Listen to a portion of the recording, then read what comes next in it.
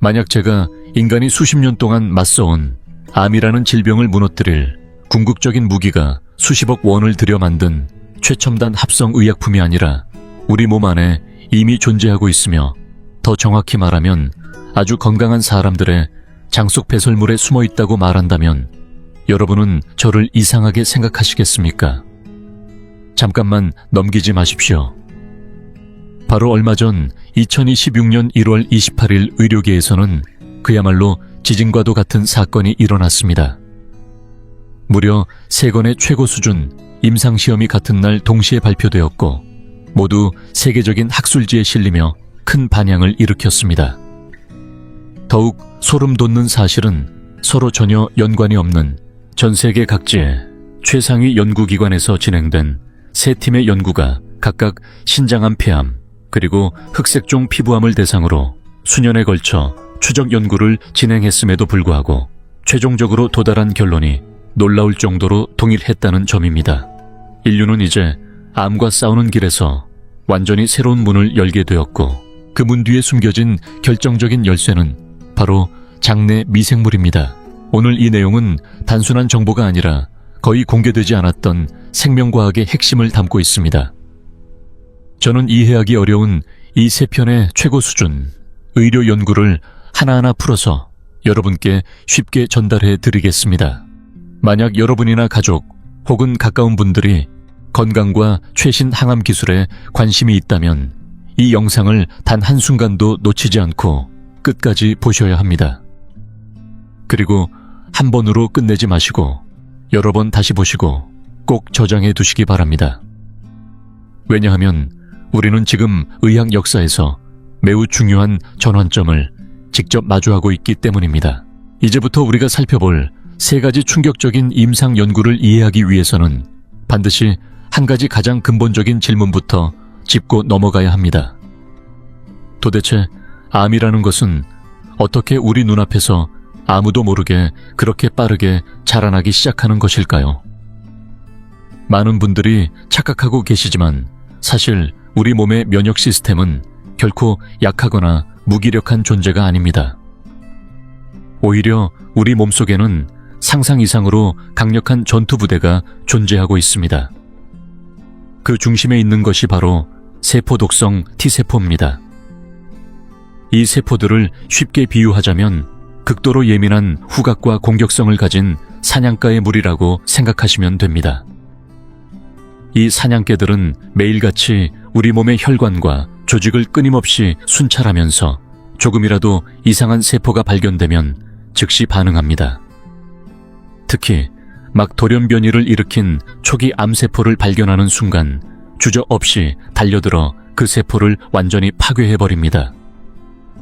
이렇게만 보면 우리 몸에는 이미 완벽한 방어 시스템이 갖춰져 있는 것처럼 보입니다. 그런데도 왜 우리는 암에 걸리게 되는 것일까요?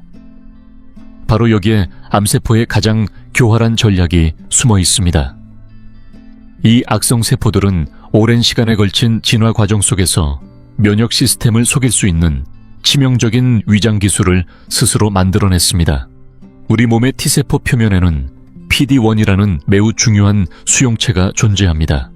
이 장치는 원래 면역 시스템이 과도하게 활성화되어 정상세포까지 공격하는 것을 막기 위한 안전장치로 설계된 것입니다. 그런데 문제는 일정 수준 이상으로 성장에 성공한 암세포들이 스스로 PDL1이라는 단백질을 만들어낸다는 점입니다. 상황은 이렇게 흘러갑니다. T세포가 암세포를 발견하고 공격을 시작하려는 순간 암세포는 마치 아무 일도 없다는 듯이 PDL1을 내밀어 T세포의 PD-1 스위치를 정확하게 눌러버립니다. 이 장면을 조금 더 쉽게 떠올려 보겠습니다. 마치 사납게 지저대며 달려드는 개 앞에서 갑자기 그 개가 가장 좋아하는 장난감을 꺼내 흔드는 것과 같습니다. 단 한순간에 그 공격성은 무력화됩니다. T세포는 마치 최면에 걸린 것처럼 기능을 잃고 눈앞에서 암세포가 증식하는 것을 그저 바라볼 수밖에 없게 됩니다. 결국 암세포는 아무런 저항도 받지 않은 채 빠르게 퍼져나가며 하나의 장기를 완전히 잠식해버립니다. 이것이 바로 암이라는 질병이 가진 가장 잔혹한 생존 방식입니다. 이 메커니즘을 이해하고 나면 최근 몇 년 사이 서울대병원과 같은 주요 연구기관을 포함해 전 세계 의료계에서 가장 주목받고 있는 면역치료가 왜 등장하게 되었는지도 자연스럽게 이해할 수 있습니다. 과거에는 암을 치료하기 위해 주로 항암 화학요법이나 방사선 치료를 사용했습니다. 문제는 이 방법들이 암세포만 선택적으로 공격하는 것이 아니라 정상세포까지 함께 손상시키는 매우 거친 방식이었다는 점입니다. 말 그대로 적을 1000명 잡기 위해 아군 800명을 희생시키는 전략이었습니다. 그러나 이후 과학자들은 완전히 다른 접근을 시도하게 됩니다. 암세포가 면역세포를 속이는 핵심이 바로 PD-L1이라는 사실을 밝혀낸 뒤, 그렇다면 이 신호를 차단해버리면 되지 않을까라는 발상이 등장한 것입니다. 그렇게 해서 개발된 것이 바로 면역관문 억제제입니다. 이 약물이 몸속에 투입되면 암세포가 만들어낸 위장신호는 더 이상 작동하지 않게 됩니다. 그 순간 억눌려 있던 T세포는 마치 굶주린 늑대처럼 다시 깨어나 암세포를 공격하기 시작합니다. 실제로 이 치료법은 수많은 말기 암 환자들의 생명을 연장시켰고 일부 환자들에게는 기적과 같은 결과를 만들어내기도 했습니다. 하지만 여기서 이야기가 끝난다면 얼마나 좋겠습니까? 현실은 여전히 냉혹합니다. 국내외 다양한 임상 데이터, 특히 연세대 세브란스 병원을 포함한 여러 연구 자료를 종합해보면 이 면역 치료가 모든 환자에게 동일하게 효과를 보이는 것은 아닙니다. 많은 종류의 암에서 이 치료법은 대략 20%에서 40% 정도의 환자에게만 뚜렷한 효과를 보였습니다.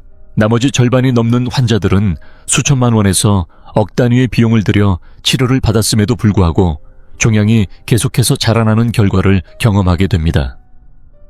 도대체 왜 이런 차이가 생기는 것일까요? 왜 어떤 사람에게는 기적이 되고 다른 사람에게는 아무런 변화도 일어나지 않는 것일까요?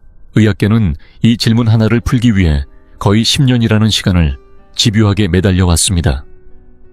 그리고 마침내 올해 1월 28일 서로 다른 연구팀이 동시에 발표한 3건의 임상시험이 마치 거대한 망치처럼 이 세기의 난제를 정면으로 깨뜨렸습니다.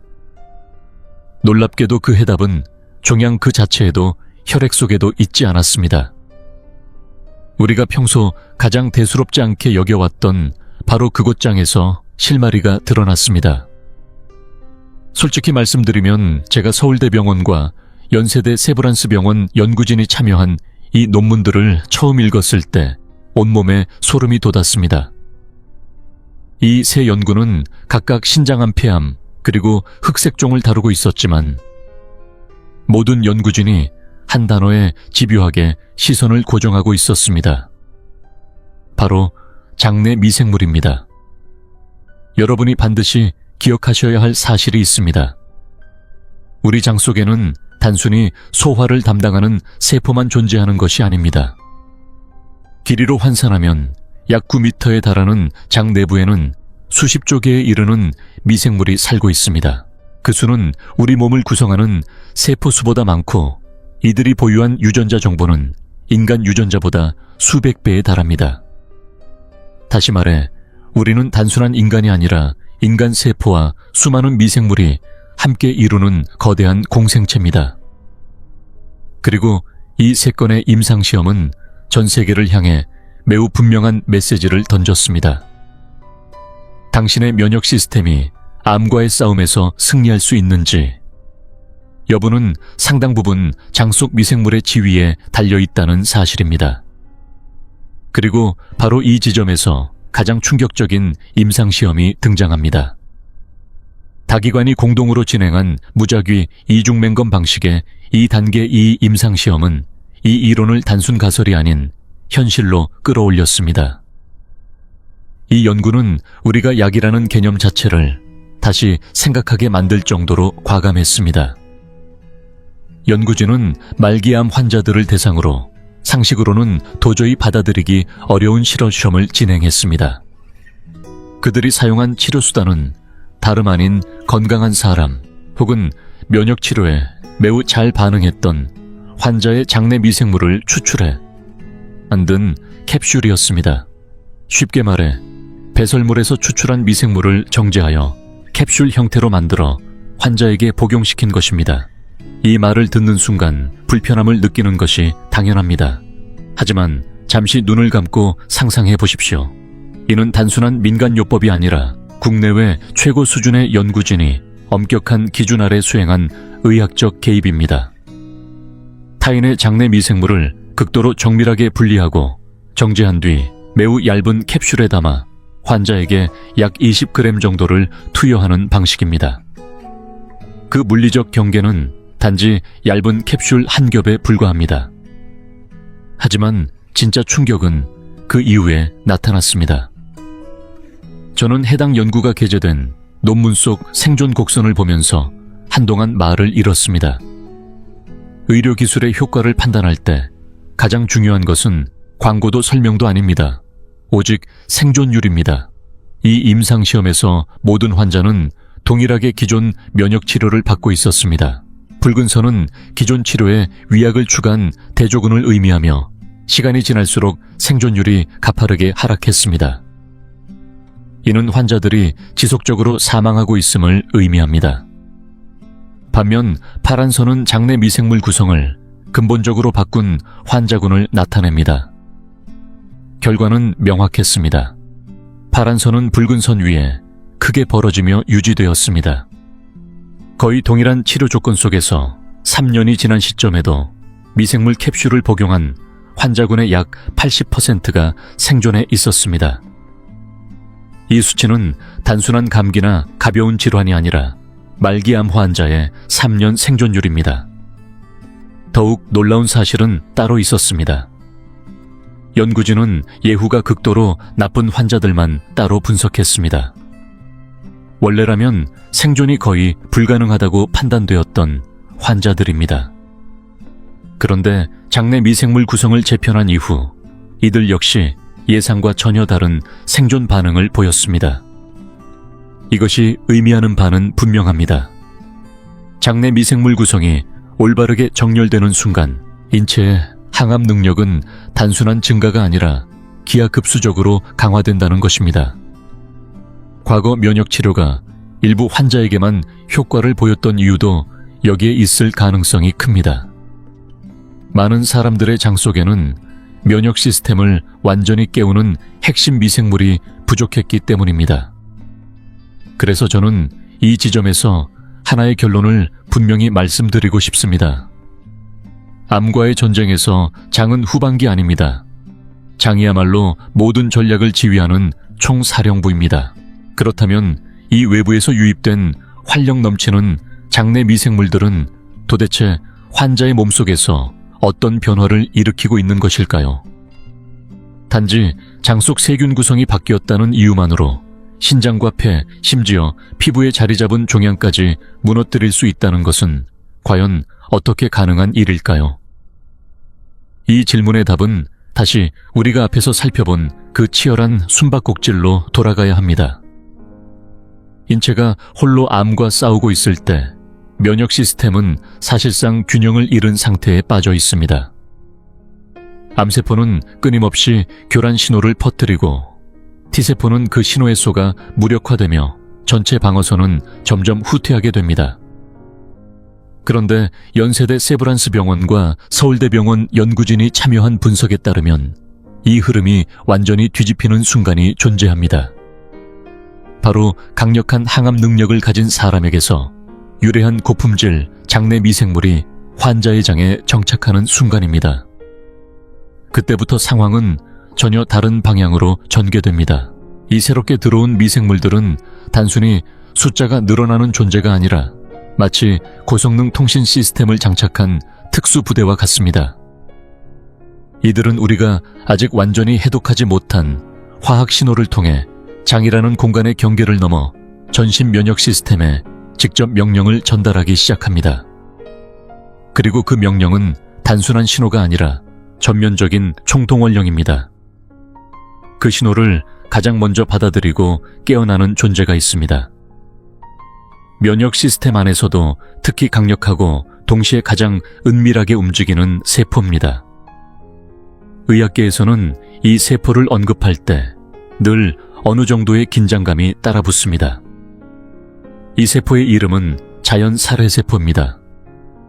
만약 T세포가 특정 표적을 인식한 뒤에야 공격을 개시하는 정규군이라면 자연 살해세포는 조건을 따지지 않고 바로 타격에 들어가는 암살자에 가깝습니다.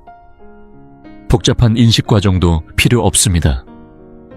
암세포의 이상 신호를 감지하는 순간 곧바로 달라붙어 치명적인 물질을 주입하고 그 자리에서 세포를 파괴해버립니다. 서울대병원과 국내외 공동연구팀이 수행한 3건의 독립연구는 하나의 동일한 결론에 도달했습니다. 장내 미생물 환경이 개선되면 이 자연 살해세포가 대규모로 회복되고 폭발적으로 증가한다는 사실입니다. 건강한 미생물 생태계가 형성되면서 점점 더 많은 자연 살해세포가 생성되고 그 활동성 역시 극적으로 강화됩니다. 이렇게 증폭된 면역 세력은 단순히 장에 머무르지 않습니다. 혈류를 타고 폐와 신장 등 원격 장기에 자리 잡은 종양 내부로 직접 진입하여 사방에서 동시에 공격을 가합니다. 그 결과 암세포는 저항할 틈도 없이 무너져 내립니다. 이것이 바로 3년 생존율 약 80%를 기록한 그 생존 곡선 뒤에 숨겨진 진짜 생물학적 원리입니다. 장이 신호를 보내고 면역 시스템이 응답하며 결국 종양은 내부에서부터 붕괴됩니다.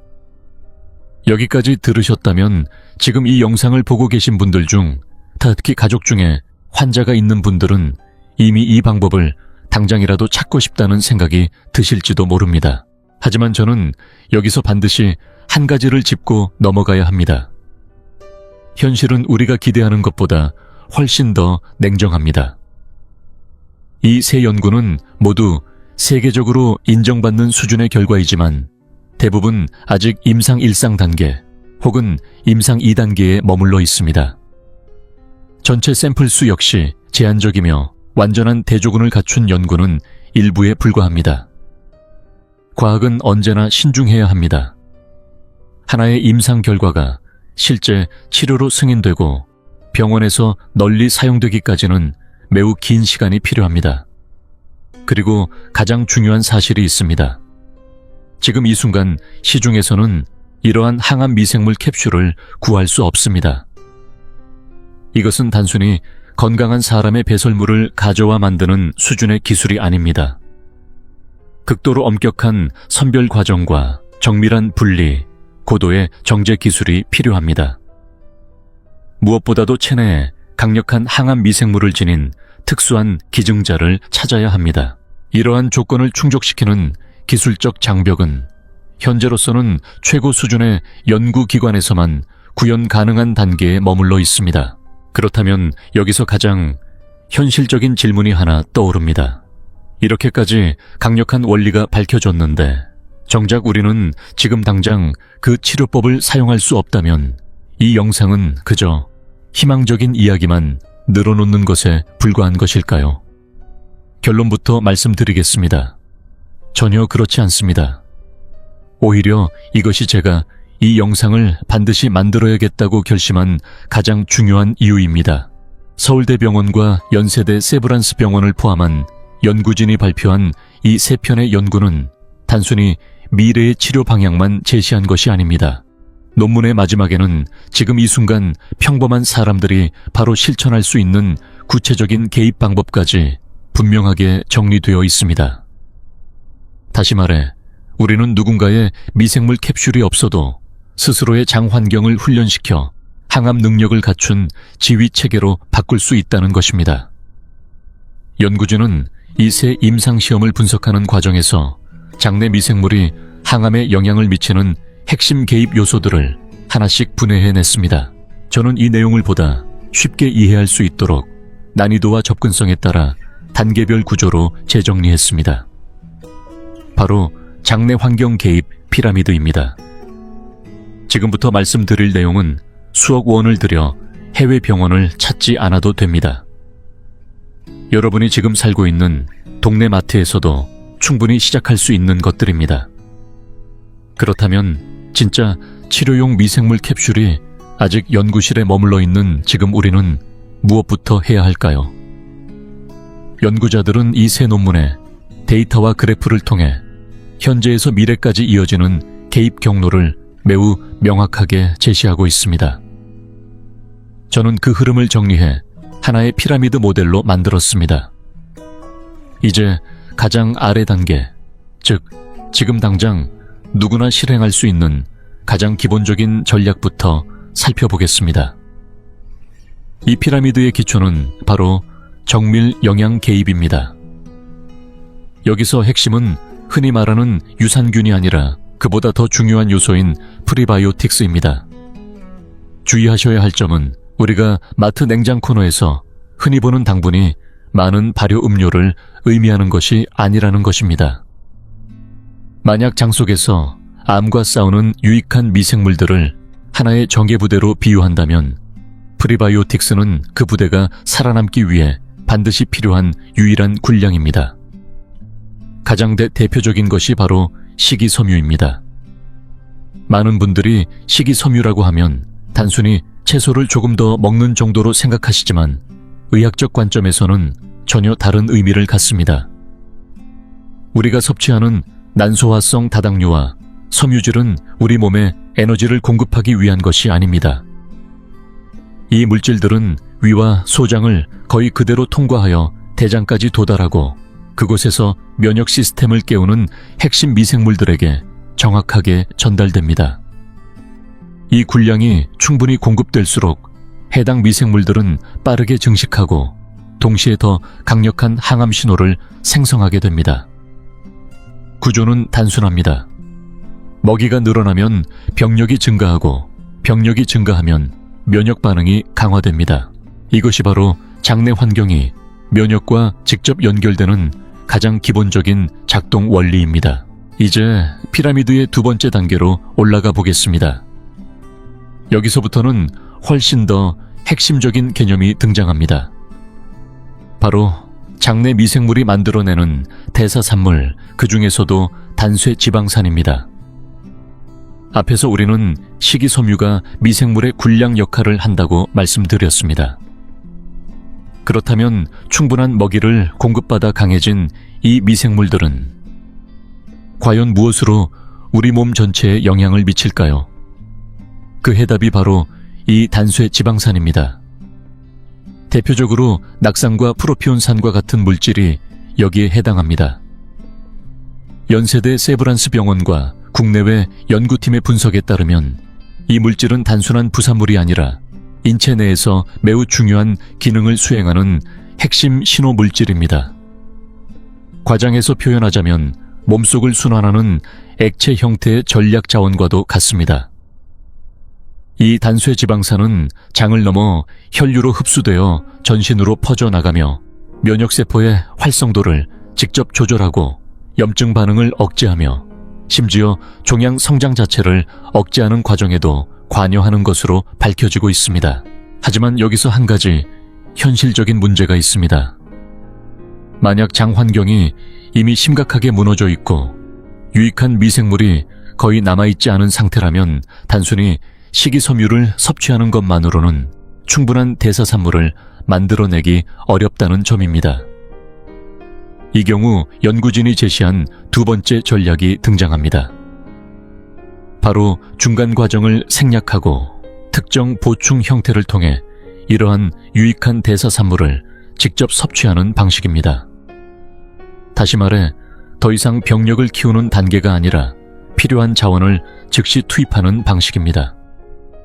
이것은 전혀 다른 차원의 개입입니다.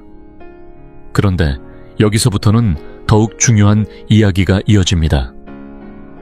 지금부터 말씀드릴 내용은 서울대병원과 여러 국제 공동 연구에서 밝혀진 가장 충격적이면서도 기존 상식을 완전히 뒤집는 발견입니다.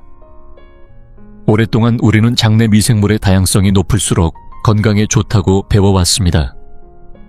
실제로 많은 건강기능식품 광고 역시 이 개념을 반복적으로 강조해 왔습니다. 의학적으로도 특정 지표를 통해 미생물 다양성을 측정하며 종류가 많을수록 좋은 상태라고 여겨졌습니다. 그러나 이번 암 관련 임상 연구에서는 전혀 다른 결과가 드러났습니다. 일부 데이터에서는 여전히 다양성이 높을수록 긍정적인 경향이 나타났지만 보다 깊이 있는 분석을 진행한 결과 완전히 다른 결론이 떠올랐습니다. 환자의 장내 환경을 근본적으로 바꾸는 과정에서 실제로 항암 효과를 결정짓는 핵심은 외부에서 얼마나 많은 좋은 균을 추가했느냐가 아니었습니다. 오히려 기존에 존재하던 해로운 균을 얼마나 제거했느냐가 더 결정적인 역할을 했습니다. 이것은 단순한 보완이 아니라 기존 인식을 완전히 뒤집는 수준의 변화입니다. 이 상황을 하나의 비유로 설명해 보겠습니다. 현재 우리의 장은 잡초와 해충이 가득한 버려진 정원과 같습니다. 지금까지의 접근 방식은 여기에 값비싼 꽃씨를 계속 뿌리는 것이었습니다. 다양한 보충제를 통해 유익한 균을 넣으면 언젠가는 자라날 것이라고 기대했던 것입니다. 그러나 현실은 다릅니다. 이미 토양은 잡초에 점령되어 있고 영양분 역시 대부분 빼앗긴 상태입니다. 이런 환경에서는 아무리 좋은 씨앗을 넣어도 제대로 뿌리내릴 수 없습니다. 이번 연구들은 매우 냉정하게 이 사실을 지적합니다. 면역 시스템을 다시 활성화하기 위한 첫 단계는 보충이 아니라 제거입니다. 면역 반응을 방해하고 염증을 유발하며 암세포의 위장을 돕는 악성 미생물을 먼저 제거하는 것이야말로 방역의 출발점이라는 것입니다. 다시 말해 암과의 미시적 전장에서 가장 중요한 전략은 무작정 병력을 늘리는 것이 아니라 전장을 정리하는 것입니다. 대대적인 정리가 이루어진 이후에야 비로소 새로운 균형이 만들어질 수 있습니다. 그리고 바로 이 지점에서 우리가 알고 있던 건강 상식은 완전히 다시 쓰이게 됩니다. 그렇다면 이제 방향은 분명해졌습니다. 핵심은 무작정 좋은 균을 늘리는 것이 아니라 먼저 해로운 균을 정확하게 제거하는 데 있다는 사실입니다. 그렇다면 앞으로의 의학은 이 문제를 어떻게 해결하려 할까요? 바로 여기서 장내 개입 피라미드의 가장 상단, 그리고 향후 10년 동안 의료 산업과 자본이 집중적으로 몰릴 영역이 등장합니다. 세 번째 단계는 바로 최첨단 미생물, 정밀 제거 기술입니다. 이 기술의 중심에는 서울대병원과 국제공동연구에서도 언급된 매우 혁신적인 개념이 자리하고 있습니다. 특정 세균만을 표적으로 삼아 제거하는 미생물 포식 바이러스입니다. 쉽게 말해 세균을 공격하는 바이러스를 이용하는 방식입니다. 처음 들으면 다소 낯설게 느껴질 수 있습니다. 그러나 이 기술이 가진 진짜 힘은 바로 정밀성에 있습니다. 마치 목표를 정확히 겨냥하는 저격수처럼 특정 유해균만을 골라서 제거할 수 있습니다. 예를 들어 환자의 장 속에 암세포의 성장을 돕는 특정 미생물이 존재한다면 기존처럼 광범위한 항생제를 사용해 전체 생태계를 무너뜨릴 필요가 없습니다. 오히려 유전자 기술로 설계된 특정 바이러스를 투입하여 그 하나의 문제균만 선택적으로 제거할 수 있습니다. 이 과정에서 유익한 미생물은 거의 영향을 받지 않습니다. 이것이 바로 진정한 의미의 미세 환경 정밀 제어입니다. 그리고 이 피라미드의 최상단에는 더욱 놀라운 미래가 기다리고 있습니다. 바로 개인 맞춤형 미생물 치료입니다. 앞으로 암 치료의 시작은 더 이상 단순한 항암제 투여가 아닐 수 있습니다. 병원에 입원하는 순간 가장 먼저 진행되는 절차는 자신의 장내 환경을 분석하는 과정이 될 가능성이 높습니다. 연세대 세브란스 병원과 같은 연구기관에서 이미 활용되고 있는 유전자 분석 기술을 기반으로 개인의 장내 미생물 지도가 빠르게 해석됩니다. 이 분석을 통해 어떤 유익균이 부족한지, 어떤 유해균이 과도하게 존재하는지가 정확하게 파악됩니다. 그리고 그 결과를 바탕으로 개인에게 최적화된 미생물 조합이 설계됩니다. 하나의 캡슐 안에는 해로운 균을 제거하기 위한 정밀 바이러스와 면역을 활성화하는 특정 유익균이 동시에 포함됩니다. 완전히 개인화된 치료 전략이 현실이 되는 것입니다. 여기서 한 걸음 더 나아가 생각해 보겠습니다. 지금 우리가 사용하는 전통적인 항암 치료는 대부분 고가의 화학 합성 약물에 의존하고 있습니다. 한 번의 치료에 수천만 원에서 억 단위의 비용이 들어가는 이유도 여기에 있습니다. 그 배경에는 글로벌 제약 기업들이 구축한 강력한 특허 체계와 생산 구조가 존재합니다. 이 시스템은 단순히 치료를 위한 것이 아니라 거대한 산업 구조를 유지하는 핵심 장치이기도 합니다. 그러나 이번에 발표된 연구들은 이 구조 자체를 흔들고 있습니다. 암을 극복할 수 있는 해답이 반드시 복잡한 화학 공정을 통해 만들어져야 하는 것이 아니라 이미 자연 속에 존재하고 심지어 평범한 사람의 몸속에도 존재할 수 있다는 가능성을 보여주었기 때문입니다. 이것은 기존 제약 산업에 대한 근본적인 도전입니다. 만약 이러한 미생물 기반 치료 기술이 완전히 상용화된다면 지금의 높은 치료 비용 구조는 급격하게 무너질 수 있습니다. 동시에 전혀 새로운 형태의 의료 산업이 등장하게 됩니다. 바로 생태 기반 치료 기술을 중심으로 한 새로운 시장입니다. 저는 앞으로 3년에서 5년 사이 국내외 투자 자본이 이 분야로 집중적으로 유입될 것이라고 확신합니다. 장내 미생물 분석, 기술 정밀 제거 기술, 그리고 맞춤형 미생물 생산 기술을 보유한 기업들은 차세대 의료 산업의 중심으로 떠오를 가능성이 큽니다. 지금 우리는 단순한 기술 발전이 아니라 의학의 패러다임 자체가 바뀌는 전환점에 서 있습니다. 화학 중심 치료에서 생태 기반 치료로 이동하는 거대한 흐름이 이미 시작된 것입니다.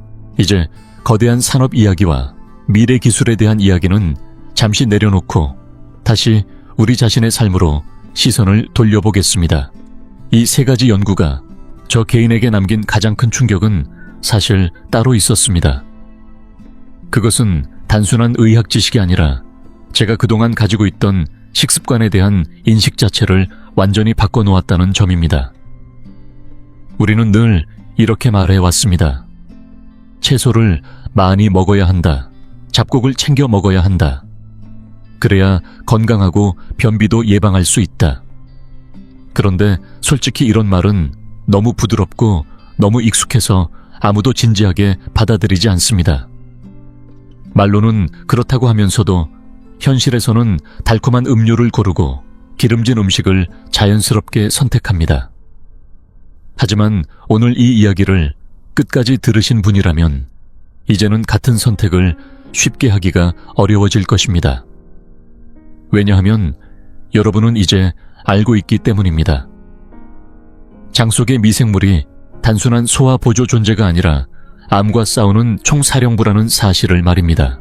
저는 이제 가공식품이나 초가공식품을 볼 때마다 단순한 음식이 아니라 하나의 위험 요소처럼 느껴집니다.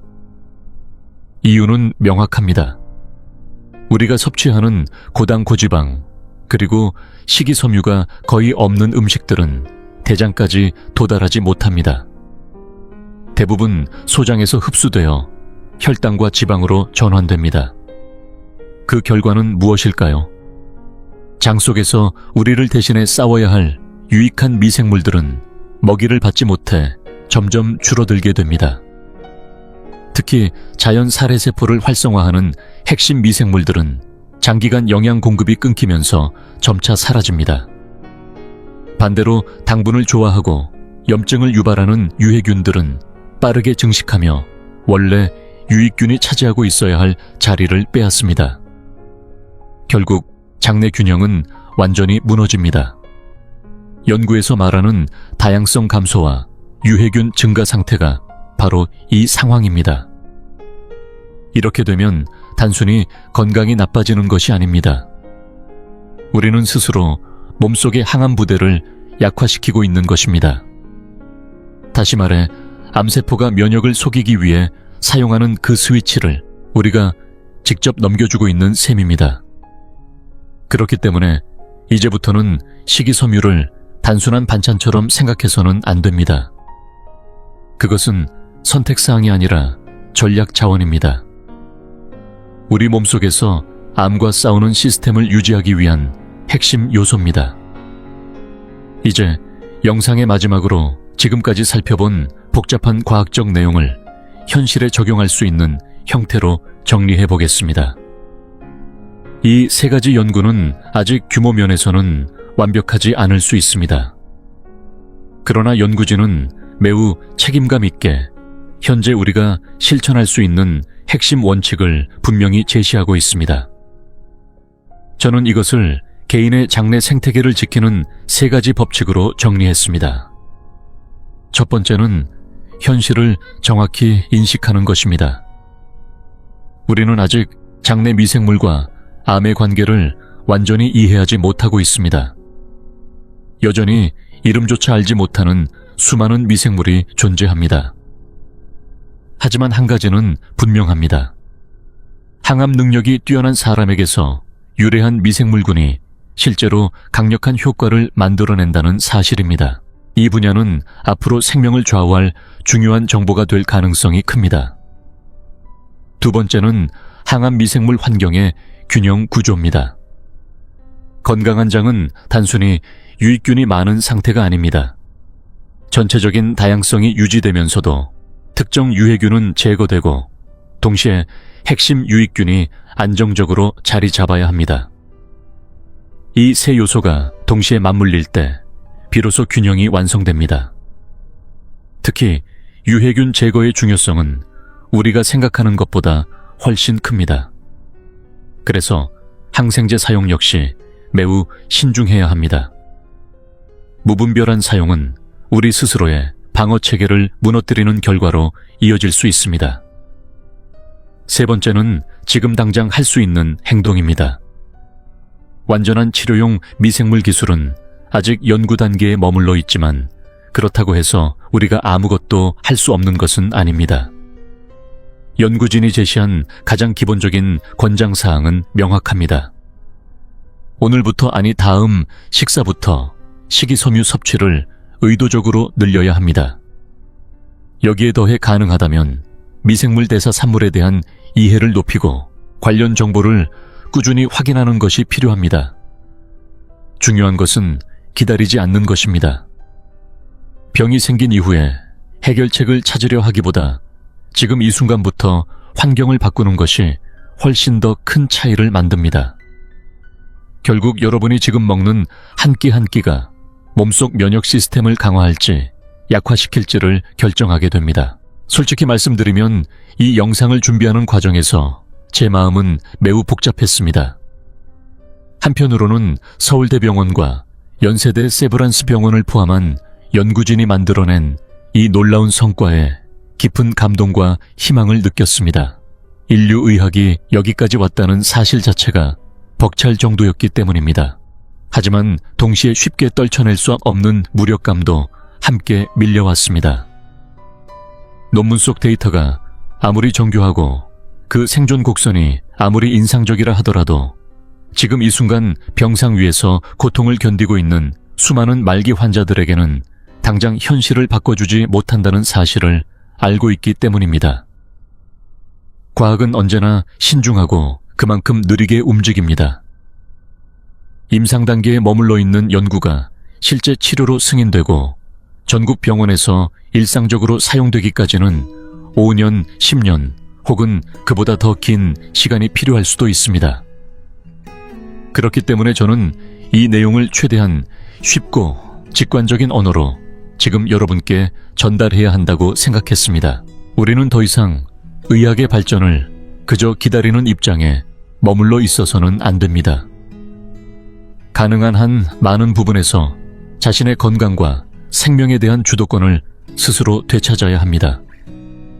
이 세 가지 연구가 진정으로 위대한 이유는 단순히 암의 약점을 밝혀냈기 때문만이 아닙니다.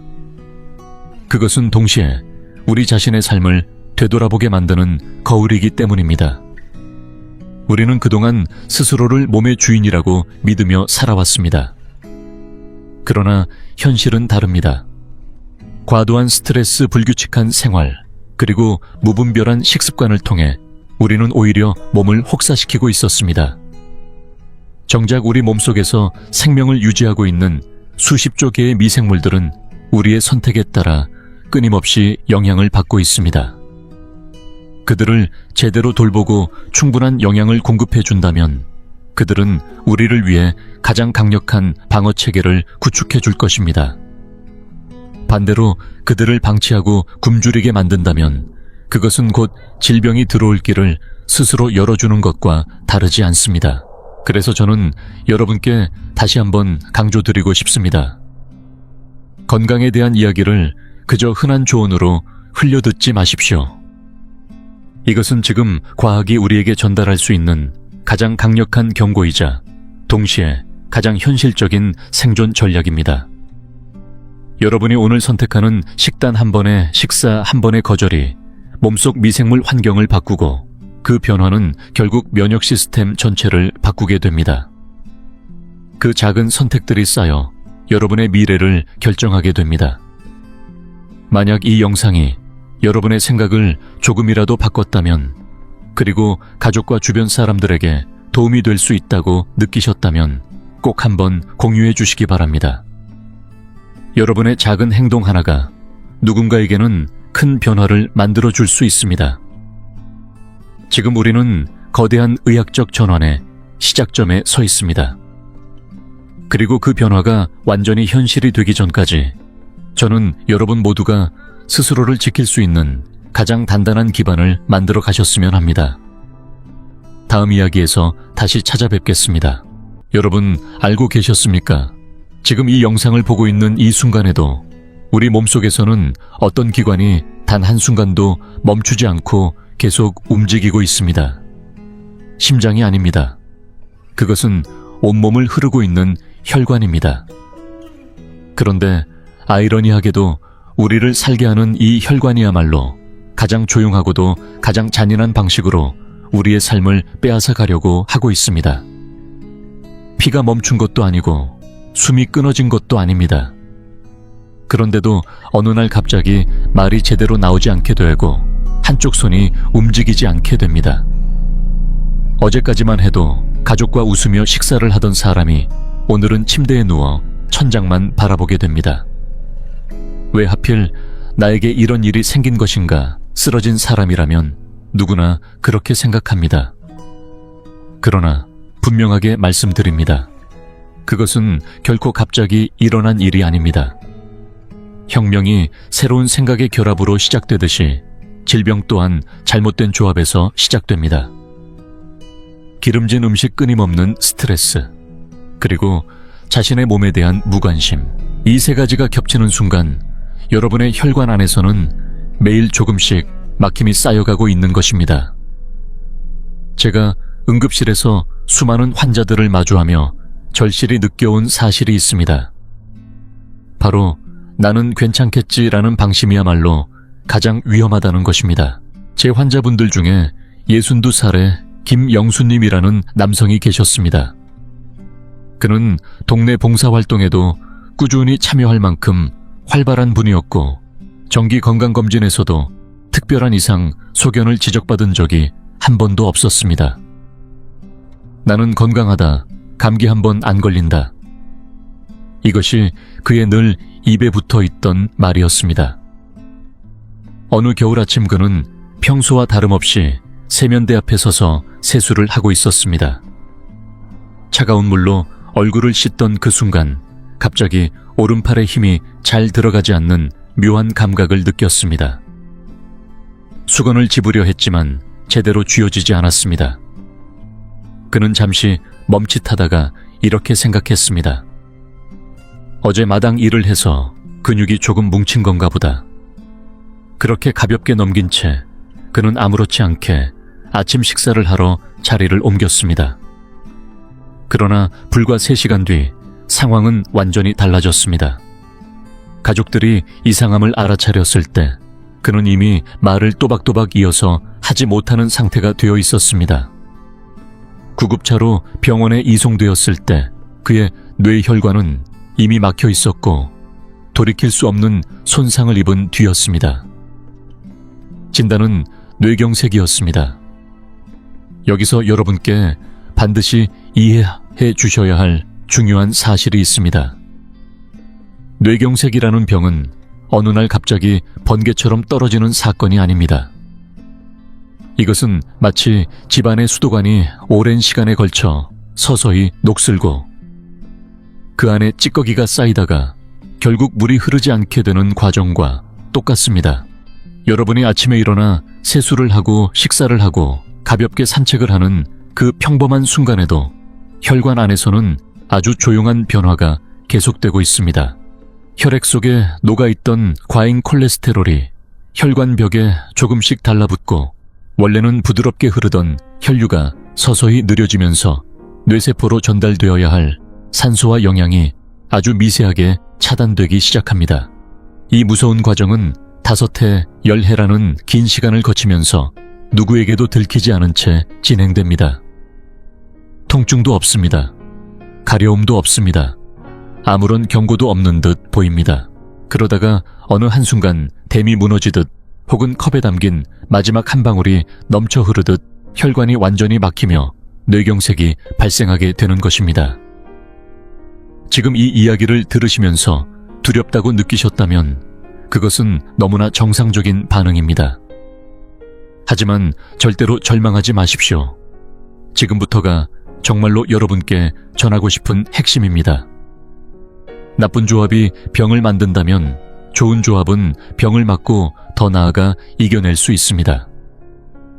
특정한 영양소를 가진 과일, 아주 작은 생활 습관의 변화, 그리고 무엇보다 제대로 아는 것. 이 3가지의 조합이 여러분의 뇌혈관을 극적으로 바꿀 수 있습니다. 이것은 단순한 건강 정보가 아닙니다. 앞으로의 10해, 20해의 삶을 지켜내기 위한 하나의 공식입니다. 오늘 이 영상을 끝까지 시청하신다면 여러분은 다시 숨을 되찾고 젊음을 회복하는 혈관을 위한 구체적인 길을 얻게 되실 것입니다. 그것은 비싼 약이나 고통스러운 재활이 아니라 내일부터 당장 시작할 수 있는 맛있고 즐거운 습관입니다. 김영수님처럼 조금만 더 일찍 알았더라면 하고 후회하는 분들을 저는 더 이상 보고 싶지 않습니다. 그래서 오늘 이 영상을 준비했습니다. 그렇다면 이제 여러분께서는 구체적으로 어떤 신호를 주의 깊게 살펴야 할까요? 많은 분들이 그냥 지나쳐버리는 순간들이 있지만 사실 우리 몸은 그때마다 필사적으로 구조 신호를 보내고 있습니다. 지금부터 말씀드릴 내용은 단순한 참고 사항이 아닙니다.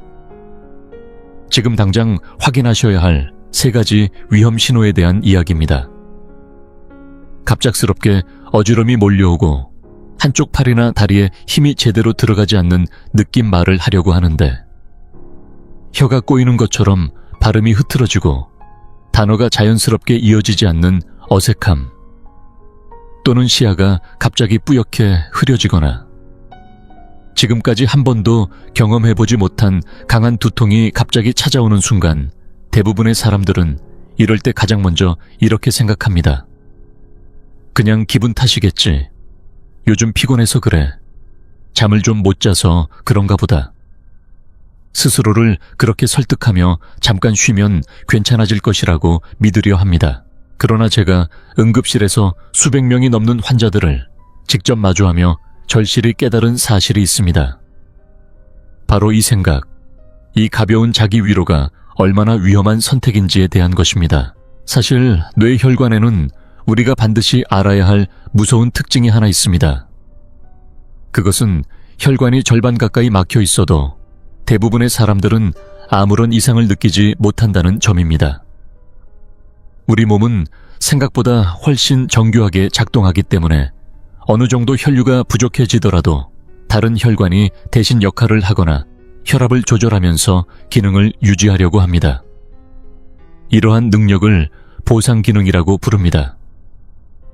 이 기능 덕분에 우리는 평소와 다름없이 생활을 이어갈 수 있습니다.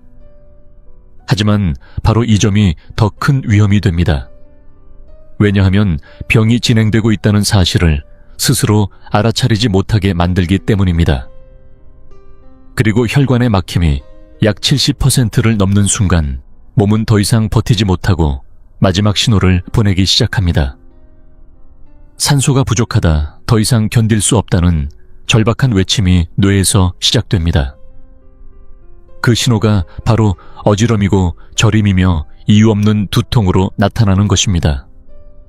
다시 말해, 증상이 눈에 보이기 시작했다는 것은 이미 상태가 상당히 진행된 단계에 들어섰다는 뜻입니다. 그렇다면 우리는 어떤 신호를 주의 깊게 살펴야 할까요?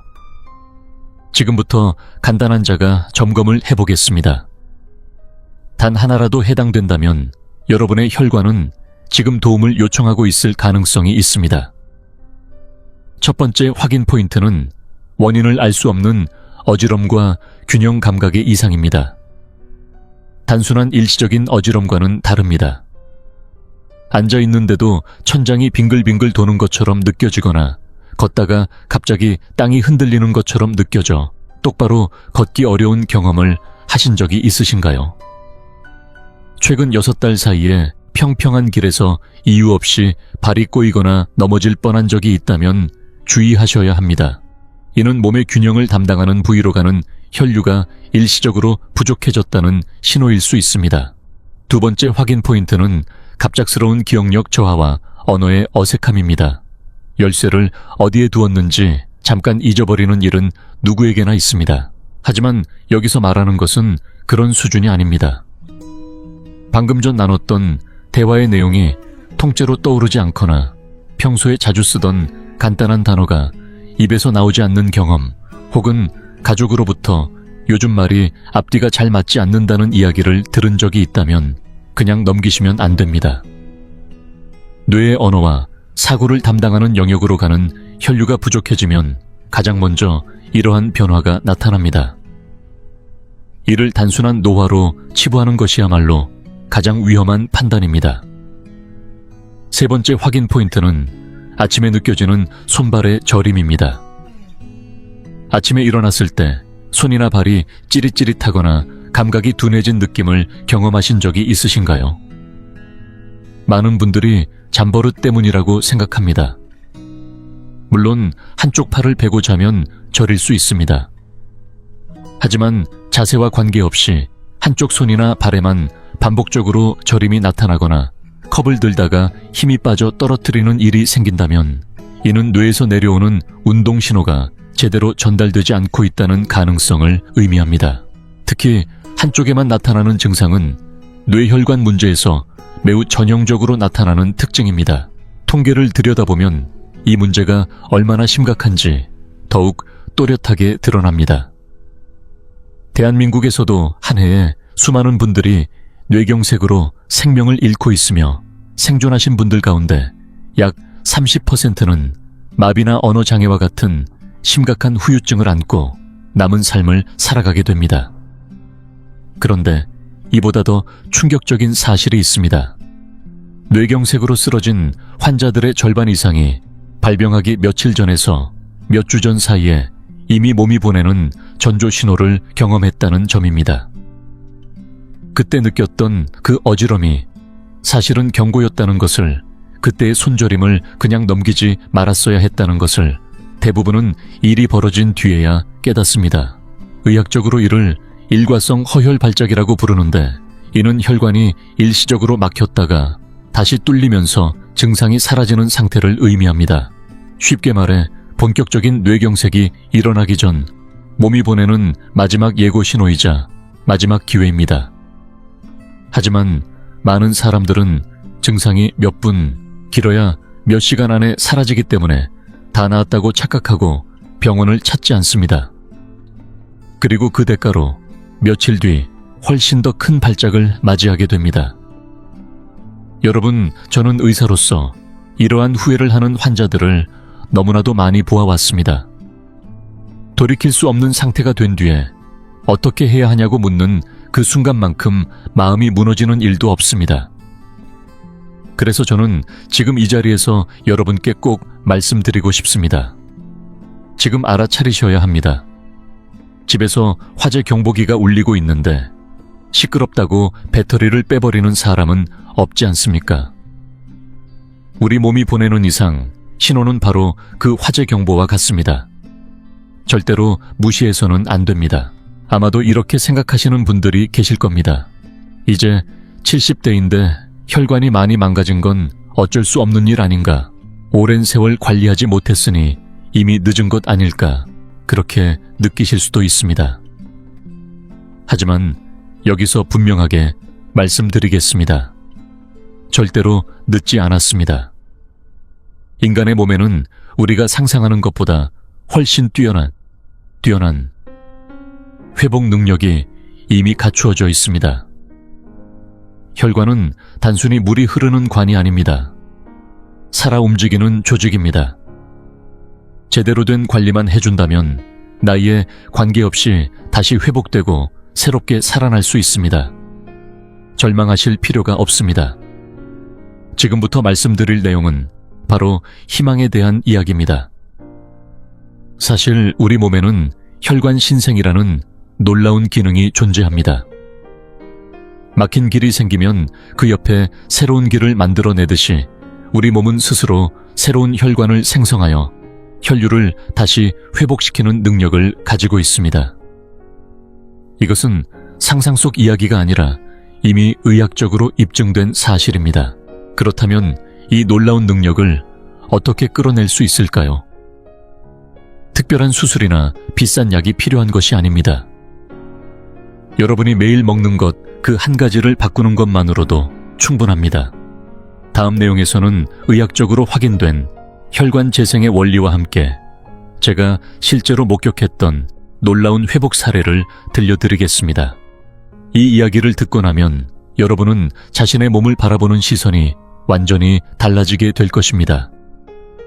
지금까지 다소 두려운 이야기가 이어졌습니다. 하지만 다시 한번 말씀드립니다. 절망하지 마십시오. 이제부터가 진짜 희망입니다. 한번 막힌 혈관은 돌아오지 않는다. 죽은 뇌세포는 다시 살아나지 않는다. 이렇게 알고 계셨습니까? 과거에는 의료계에서도 그렇게 믿어왔습니다. 그러나 현대의학은 그 통념을 뒤집었습니다. 우리 몸에는 우리가 생각하는 것보다 훨씬 강력한 회복의 잠재력이 숨어 있습니다. 제가 25해 전 아직 경험이 많지 않았던 시절에 만났던 한 환자 이야기를 들려드리겠습니다. 그분은 평생 잊을 수 없는 분입니다. 당시 59살이었던 박정훈 님이었습니다. 그는 심각한 뇌경색으로 쓰러져 응급실로 이송되었습니다. 생명은 겨우 건졌지만 오른쪽 팔과 다리는 전혀 움직이지 않았고 말도 제대로 하지 못하는 상태였습니다. 병실 한쪽에서 아내와 딸이 더 이상 대화를 나눌 수 없는 것 아니냐며 눈물을 흘리던 장면이 지금도 선명하게 떠오릅니다. 솔직히 말씀드리면 당시에 저 역시 의학적 자료를 근거로 보았을 때 그분이 다시 걸으며 가족과 대화를 나눌 수 있을 것이라고는 생각하지 못했습니다. 현 상태를 유지하는 것만으로도 다행이라고 판단했습니다. 하지만 저는 단 하나의 말을 전했습니다. 포기하지 마십시오. 인간의 몸은 우리가 생각하는 것보다 훨씬 강합니다. 그리고 재활과 함께 특정 영양소를 포함한 식단을 매일 꾸준히 이어가도록 권했습니다. 처음에는 반신반의하셨을 것입니다. 음식으로 이 상태가 나아질 리 없다고 생각하셨을지도 모릅니다. 그러나 가족들은 제 말을 믿고 정성껏 식사를 준비하며 그 습관을 이어갔습니다. 그리고 6달이 지난 어느 날 진료실 문이 열리고 들어온 그 모습을 보고 저는 제 눈을 의심했습니다. 휠체어가 아니었습니다. 박정훈 님이 스스로의 두 발로 천천히 그러나 분명하게 걸어 들어오고 계셨습니다. 선생님 안녕하세요. 또박또박 들리는 그 인사에 저는 말을 잇지 못했습니다. 어떻게 이렇게 회복하셨습니까? 그 질문밖에 떠오르지 않았습니다. 그는 환하게 웃으며 말했습니다. 선생님이 말씀해 주신 대로 매일 그 음식을 빠짐없이 먹었습니다. 하루도 거르지 않았습니다. 가족들도 끝까지 저를 믿어주었습니다. 그래서 제 몸도 결국 반응해 준 것 같습니다. 그 순간 저는 의사로서의 사명을 다시금 느끼게 되었습니다. 이것은 기적이 아닙니다. 우리 몸이 가진 과학입니다. 의학에서는 이 현상을 혈관 신생이라고 부릅니다. 한번 상상해 보십시오. 큰 산사태로 주요 도로가 완전히 막혀버린 상황입니다. 차량은 더 이상 지나갈 수 없고 고립된 마을에는 물자가 전달되지 않습니다. 그렇다면 어떻게 하시겠습니까? 그대로 포기하고 기다리시겠습니까? 그렇지 않을 것입니다. 막힌 길 옆으로 새로운 우회로를 만들 것입니다. 우리 몸에서도 정확히 같은 일이 일어납니다. 혈관이 막혀 혈액 공급이 끊기면 뇌는 즉시 신호를 보냅니다. 산소가 부족하다, 새로운 길이 필요하다 그러면 혈관 안쪽 세포들이 반응을 시작합니다. 기존 혈관에서 새로운 가지가 뻗어나오고 그것이 뿌리처럼 퍼져나가며 결국 새로운 혈관망을 형성합니다. 이 새로운 길이 죽어가던 세포에 다시 산소와 영양을 공급하게 됩니다. 박정훈님의 뇌에서도 이 과정이 실제로 일어났습니다. 막힌 혈관을 대신해 수많은 미세 혈관이 새롭게 형성되어 기능을 대신하기 시작한 것입니다.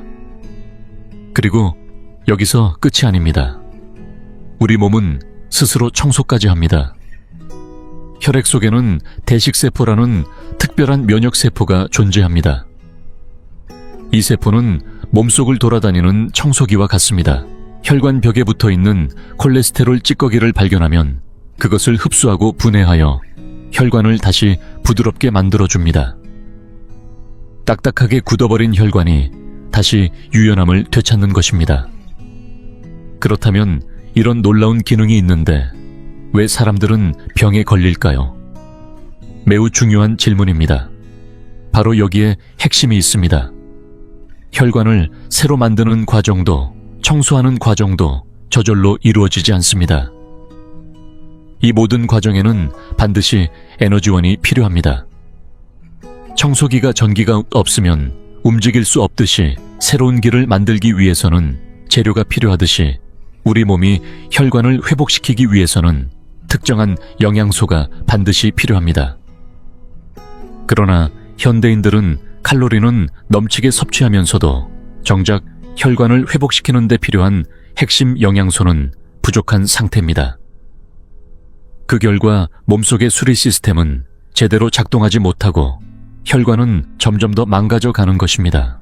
하버드 의과대학 연구진이 20년에 걸쳐 진행한 장기 연구에서도 특정 식품에 포함된 성분이 혈관 신생을 강력하게 촉진한다는 사실이 분명하게 밝혀졌습니다. 이것은 깊은 산속에 들어가야만 구할 수 있는 희귀한 약초도 아니고 값비싼 건강보조 식품도 아닙니다. 여러분이 평소 장을 보러 가는 마트에서 누구나 쉽게 구할 수 있는 아주 익숙한 식재료입니다. 자연은 이미 우리에게 혈관을 회복시키는 방법을 맛있는 음식이라는 형태로 준비해 두고 있었던 것입니다.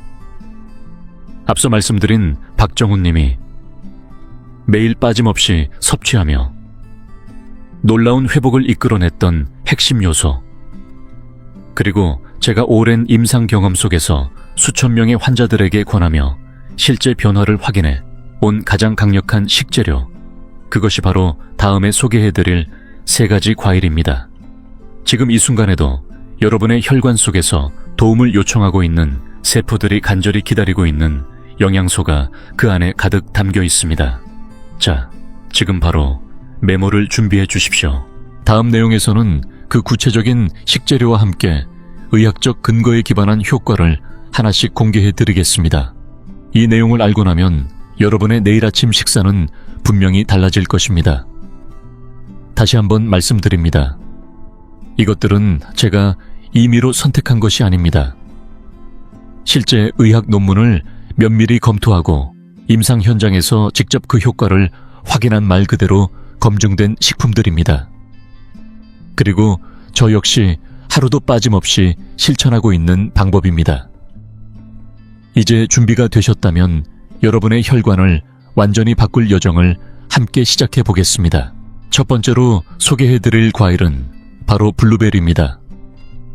이렇게 작고 귀여운 과일이라고 생각하셨습니까? 하지만 크기에 속으시면 안 됩니다.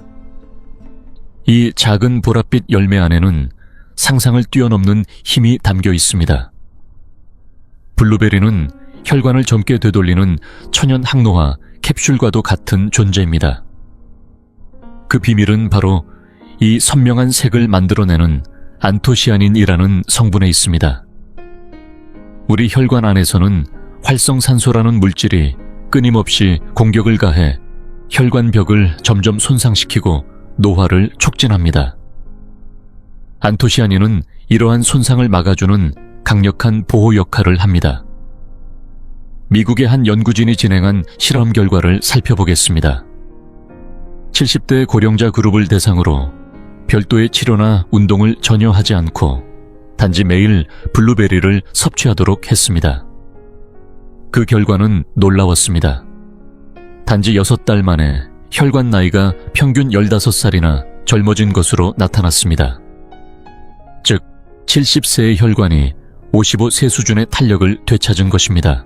연구진들 역시 이렇게 간단한 방법으로 이 정도의 변화를 확인하게 될 줄은 예상하지 못했다고 밝혔습니다. 블루베리는 딱딱해진 혈관을 다시 부드럽고 유연하게 되돌려줍니다. 뿐만 아니라 뇌세포를 보호하는 일종의 비상 에너지원과 같은 역할도 수행합니다. 일시적으로 혈류가 감소하더라도 뇌세포가 손상을 견디는 시간을 늘려주는 것입니다. 섭취 방법도 매우 간단합니다. 하루에 한 줌 약 10알 정도면 충분합니다. 생과일이 부담스럽거나 보관이 어렵다고 느끼신다면 냉동 블루베리를 활용하셔도 전혀 문제 없습니다. 오히려 냉동 과정에서 세포벽이 분해되면서 안토시아닌의 흡수율이 더 높아진다는 연구 결과도 보고되어 있습니다. 요거트에 곁들여 드셔도 좋고 그대로 시원하게 드셔도 충분히 맛있게 즐기실 수 있습니다. 두 번째로 소개해드릴 과일은 석류입니다. 예로부터 생명의 열매라고 불려온 석류. 그 이름은 결코 과장이 아니었습니다. 현대 과학이 그 이유를 분명하게 밝혀냈기 때문입니다. 석류를 반으로 갈라보시면 붉은 보석처럼 반짝이는 알맹이들이 빽빽하게 들어있는 것을 보실 수 있습니다. 바로 그 선명한 붉은색을 만들어내는 성분이 푸니칼라진이라는 특별한 폴리페놀입니다.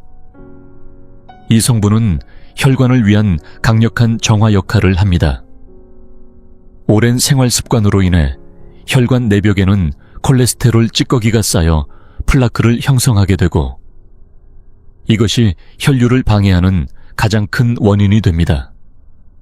그런데 푸니칼라진은 이처럼 굳어있는 찌꺼기를 분해하고 몸 밖으로 배출되기 쉽게 만드는 놀라운 능력을 가지고 있습니다. 이스라엘의 한 병원에서 진행된 연구에 따르면 동맥경화 환자들에게 매일 석류 주스를 섭취하게 한 결과 1년 만에 혈관 내 플라크가 약 30% 감소한 것으로 나타났습니다. 뿐만 아니라 뇌경색의 주요 위험 요소인 고혈압 역시 개선되었고 혈류 속도 또한 눈에 띄게 증가했습니다. 실제로 환자들은 몸이 한결 가벼워졌고 머리가 맑아진 느낌이 든다고 이야기했습니다. 마치 안개가 걷힌 것처럼 선명해졌다는 표현을 공통적으로 사용했습니다. 이 변화는 단순히 수치상의 개선에 그치지 않고 스스로 체감할 수 있을 정도의 차이를 만들어냅니다. 다만 석류를 매일 손질해서 먹는 것은 번거로울 수 있기 때문에 석류 주스를 활용하시는 것을 권해드립니다. 여기서 반드시 기억하셔야 할 한 가지가 있습니다. 반드시 설탕이 첨가되지 않은 100% 주스를 선택하셔야 합니다. 당분이 들어가면 오히려 건강에 해가 될 수 있습니다. 하루에 한 컵 약 100ml 정도를 아침 공복 상태에서 섭취하시는 것이 흡수율을 높이는 가장 효과적인 방법입니다. 세 번째로 소개해드릴 과일은 아보카도입니다. 아보카도라고 하면 채소가 아니냐고 생각하시는 분들도 많습니다. 하지만 아보카도는 분명한 과일입니다. 그리고 뇌혈관 건강에 있어서는 단순한 식재료를 넘어 진정한 구원자와도 같은 존재입니다. 흔히 숲의 버터라고 불리기 때문에 기름지고 혈관에 좋지 않을 것이라고 걱정하시는 분들도 계십니다. 그러나 그런 걱정은 전혀 하지 않으셔도 됩니다. 아보카도에 들어있는 지방은 올레산과 오메가 지방산과 같은 우리 몸에 꼭 필요한 좋은 지방입니다. 한번 생각해 보십시오. 기름때가 잔뜩 낀 것을 물로만 씻어낼 수는 없습니다. 깨끗하게 제거하려면 새로운 기름이 필요합니다. 아보카도의 좋은 지방은 혈액 속에 쌓인 나쁜 콜레스테롤을 씻어내고 끈적하게 흐르던 혈액을 맑고 부드럽게 만들어줍니다. 여기에 더해 아보카도에는 바나나보다 더 많은 칼륨이 들어있습니다. 우리는 일상 속에서 자신도 모르게 염분을 과하게 섭취하는 경우가 많습니다. 과도한 염분은 혈관을 수축시키고 혈압을 높이는 원인이 됩니다. 반대로 칼륨은 몸속에 남아있는 나트륨을 밖으로 배출시켜 혈압을 자연스럽게 낮추는 데 도움을 줍니다. 즉, 아보카도는 칼륨으로 혈압을 조절하고 좋은 지방으로 혈관을 정화하는 두 가지 역할을 동시에 수행하는 식품입니다. 캘리포니아 대학의 연구에서도 매일 아보카도 반 개를 꾸준히 섭취한 사람들의 경우 나쁜 콜레스테롤 수치는 감소하고 반대로 혈관을 보호하는 좋은 콜레스테롤 수치는 증가한 것으로 확인되었습니다. 섭취 방법도 어렵지 않습니다. 하루에 반 개 정도면 충분합니다. 그리고 여기서 꼭 알려드리고 싶은 중요한 방법이 하나 있습니다. 아보카도를 드실 때는 반드시 토마토와 함께 드시기 바랍니다. 토마토에 포함된 리코펜은 아보카도의 좋은 지방과 함께 섭취할 때 체내 흡수율이 훨씬 높아집니다. 아보카도와 토마토를 함께 곁들인 샐러드는 단순히 맛있는 한 끼를 넘어 혈관을 젊게 되돌리는 가장 강력한 식단이 될 수 있습니다. 블루베리로 혈관을 회복시키고 석류로 혈관 속을 깨끗하게 정리하며 아보카도로 혈액의 흐름을 부드럽게 만들어줍니다. 어떠신가요? 각각의 효과만으로도 충분히 강력하지만 이 세 가지를 함께 실천하면 그 결과는 단순한 합이 아니라 훨씬 더 큰 변화로 이어집니다. 하나 더하기 하나가 셋이 되는 것이 아니라 10이 되고 20가 되는 것입니다. 제 환자분 중에 68살의 이정호님이라는 분이 계셨습니다. 그분은 혈관이 심하게 좁아져 수술을 바로 앞둔 상태였습니다. 그런데 이 세 가지 과일을 중심으로 한 식습관을 시작하고 나서 1년 뒤 검사 결과를 본 의료진 모두가 놀라움을 감추지 못했습니다. 특별한 약을 추가로 복용하신 적이 있습니까? 라는 질문이 나올 정도로 혈관 상태가 눈에 띄게 좋아졌기 때문입니다. 지금 그분은 예전보다 훨씬 활기차게 생활하시며 주말마다 골프를 즐기고 계십니다. 이것은 특정한 사람에게만 일어나는 특별한 일이 아닙니다. 누구에게나 충분히 일어날 수 있는 변화입니다. 여러분도 할 수 있습니다. 다만 여기서 한 가지 궁금해지실 수 있습니다. 이 세 가지를 매일 어떻게 실천해야 할까? 더 효과적인 시간이나 방법이 있는 것은 아닐까 하는 점입니다. 걱정하지 않으셔도 됩니다. 마지막으로 이어질 내용에서는 이 세 가지 과일의 효과를 최대한 끌어올리고 앞으로의 10해, 20해의 건강을 지키는 데 도움이 되는 최적의 아침 습관과 함께 가장 이상적인 조합 방법을 구체적으로 안내해 드리겠습니다. 이 정보를 알고 실천하느냐, 아니면 그대로 지나치느냐. 바로 이 지점이 앞으로의 삶을 바꾸는 중요한 갈림길이 될 것입니다. 이제 마지막 단계입니다. 지금까지 이 영상을 함께 해주신 여러분은 이미 많은 사람들이 알지 못하는 강력한 도구를 손에 넣으셨습니다. 뇌혈관을 지키기 위한 올바른 지식, 그리고 블루베리와 석류 아보카도라는 세 가지 핵심 식재료입니다.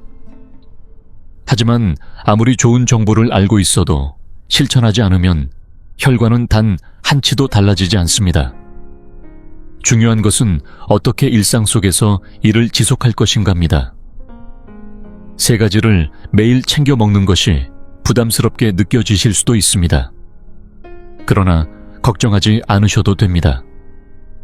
제가 환자분들께 늘 권해드리는 방법은 누구나 쉽게 이어갈 수 있는 간단하면서도 만족스러운 생활 루틴입니다.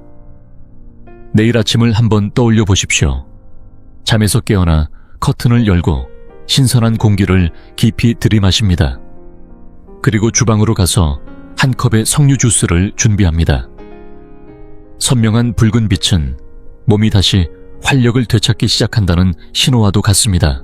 공복 상태에서 마시는 그 상큼한 맛이 잠들어 있던 세포를 깨우고 혈관을 정리하는 과정을 시작하게 만듭니다. 이어지는 아침 식사에서는 빵을 준비하는 동안 아보카도 반 개를 잘라 토마토와 함께 곁들입니다.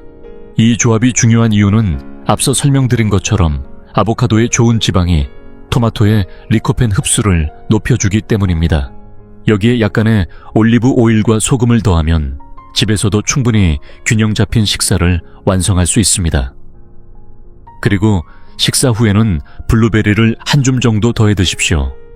상큼한 식감과 함께 안토시아닌이 몸속으로 퍼지며 손상된 혈관을 회복시키는 데 도움을 줍니다.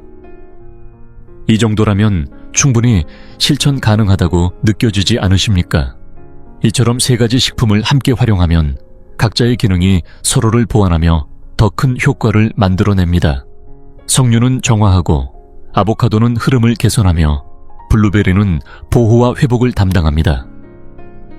이렇게 서로 협력할 때 그 결과는 단순한 합을 넘어서는 변화를 만들어냅니다. 실제로 이 방법을 꾸준히 실천하신 환자분들 중에는 눈에 띄는 개선을 경험하신 분들이 많습니다. 70살의 최민수님은 진료실에서 이렇게 말씀하셨습니다. 평생 약에 의존해야 할 줄 알았는데 식습관만으로 이렇게 달라질 수 있다는 것이 믿기지 않습니다. 처음에는 몸이 무겁고 쉽게 피로해졌지만 이 루틴을 시작한 지 석 달이 지나면서 아침에 일어나는 것이 훨씬 수월해졌다고 하셨습니다. 어지럼이 줄어들고 손발의 저림도 거의 사라졌습니다. 6달 후 검사에서는 혈압이 안정적으로 유지되고 혈관 상태도 이전보다 훨씬 개선된 것을 확인할 수 있었습니다. 이는 특별한 사례가 아니라 누구에게나 충분히 일어날 수 있는 변화입니다. 지금 그는 약의 양을 줄이고 주말마다 손주와 함께 시간을 보내며 활기찬 일상을 이어가고 있습니다. 그런 모습을 볼 때마다 저는 이 길이 옳다는 확신을 다시 한번 갖게 됩니다. 여러분, 우리 몸은 하나의 정교한 공장과도 같습니다. 피부세포는 약 28날을 주기로 새롭게 바뀌고 장애세포는 약 5날마다 교체되며 혈액세포는 약 4달을 거쳐 완전히 새로워집니다. 다시 말해 지금의 여러분 몸은 몇 달 전 여러분이 먹었던 것들로 만들어져 있고 앞으로 몇 달 뒤의 몸은 바로 오늘 여러분이 선택하는 음식에 의해 결정된다는 뜻입니다. 혈관 역시 마찬가지입니다. 나이에 상관없이 다시 살아날 수 있습니다. 일흔이든 여든이든 늦었다고 단정 지을 이유는 전혀 없습니다. 지금 이 순간 여러분은 인생의 중요한 갈림길 앞에 서 있습니다. 하나의 길은 지금까지와 같은 방식으로 살아가는 길입니다. 몸이 보내는 신호를 대수롭지 않게 넘기고 이상이 생기면 병원을 찾고 약에 의존하며 언제 찾아올지 모르는 위험을 안고 살아가는 길입니다. 다른 하나의 길은 오늘부터 변화를 선택하는 길입니다. 스스로 건강을 지키고 혈관을 다시 젊게 만들며 활기찬 노년을 준비하는 길입니다. 맛있는 과일을 즐기며 내 몸이 점점 좋아지고 있다는 것을 느끼면서 살아가는 길입니다. 여러분은 어떤 길을 선택하시겠습니까? 저는 진심으로 여러분께서 두 번째 길을 선택하시기를 바랍니다. 그리고 확신합니다. 여러분은 충분히 해낼 수 있습니다. 변화는 언제나 작은 선택에서 시작됩니다. 이 영상을 다 보신 뒤 가까운 마트에 들러 블루베리와 석류 주스, 아보카도, 그리고 토마토를 장바구니에 담아 보십시오. 그 순간부터 여러분의 새로운 삶은 이미 시작된 것입니다. 계산대에 서 있는 동안 스스로에게 말해 보십시오. 나는 내 몸을 소중히 여긴다. 나는 오래도록 건강하게 살 것이다. 이것은 단순한 다짐이 아닙니다. 긍정적인 마음은 실제로 면역 기능을 높이고 회복을 돕는다는 것이 여러 연구를 통해 확인되고 있습니다. 마지막으로 한 가지 부탁드립니다. 이 여정을 혼자서만 시작하지 마십시오. 가족과 함께, 가까운 친구들과 함께 시작해 보십시오. 함께 이야기하고 서로 격려하며 지속하는 것이 훨씬 더 오래 그리고 즐겁게 이어질 수 있습니다. 그리고 이 영상이 조금이라도 도움이 되셨다면 채널을 구독하시고 저희와 계속 함께 해주시기 바랍니다. 앞으로도 여러분의 건강과 삶을 지키는데 필요한 정보를 꾸준히 전해드리겠습니다. 여러분의 한 분 한 분은 저에게 소중한 존재입니다. 댓글을 통해 여러분의 생각과 경험을 들려주셔도 좋습니다. 오늘부터 시작하겠다는 다짐도 좋고 직접 실천해 보았다는 이야기나 궁금한 점도 괜찮습니다. 저는 그 모든 이야기를 소중히 읽고 마음으로 응원하겠습니다. 그리고 이 영상을 사랑하는 가족과 이웃들에게도 꼭 전해 주십시오. 여러분의 작은 공유 하나가 누군가의 건강을 지키고 한 가정의 웃음을 이어가게 만들 수도 있습니다. 오늘 이 순간을 기억해 주십시오. 바로 지금이 여러분 인생의 새로운 출발점입니다. 3가지 과일과 하나의 믿음, 나는 건강해질 수 있다는 확신, 그것이면 충분합니다. 저는 의사로서 그리고 여러분의 건강을 진심으로 바라는 한 사람으로서 약속드립니다. 여러분이 행동하기 시작하면 여러분의 몸은 반드시 그에 응답할 것입니다. 건강한 혈관, 밝은 내일, 그리고 웃음이 가득한 활기찬 삶, 그 모든 것은 이미 여러분 손이 닿는 곳에 있습니다. 지금 바로 시작해 보십시오. 여러분은 할 수 있습니다. 저는 여러분을 믿습니다. 항상 건강하시고 행복하시고 사랑하는 사람들과 함께 오래도록 따뜻한 시간을 보내시길 바랍니다. 끝까지 함께 해주셔서 진심으로 감사드립니다. 다음 영상에서 다시 찾아뵙겠습니다. 지금 여러분의 나이는 몇 살이신가요? 아직도 체력에는 자신이 있고 식단도 신경 쓰며 운동도 꾸준히 하고 계신 분들, 나는 절대 그렇게 힘없이 늙어가는 사람이 되지 않을 것이라고 믿고 계신 바로 그분들께 오늘의 이야기는 앞으로의 인생을 바꿀 중요한 전환점이 될지도 모릅니다. 사실 많은 어르신들이 마주하게 되는 인생에서 가장 힘든 시기가 있습니다. 그것은 은퇴를 막 끝낸 직후가 아닙니다.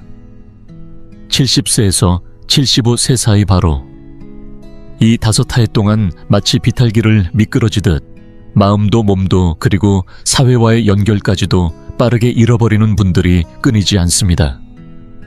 놀랍게도 이런 변화는 평소 건강을 잘 챙기고 성실하게 살아온 분일수록 더 크게 흔들리는 경향이 있습니다. 어째서 그렇게 활기차던 사람이 70세를 넘기는 순간 갑자기 늙어 보이고 세상과 멀어지게 되는 것일까요?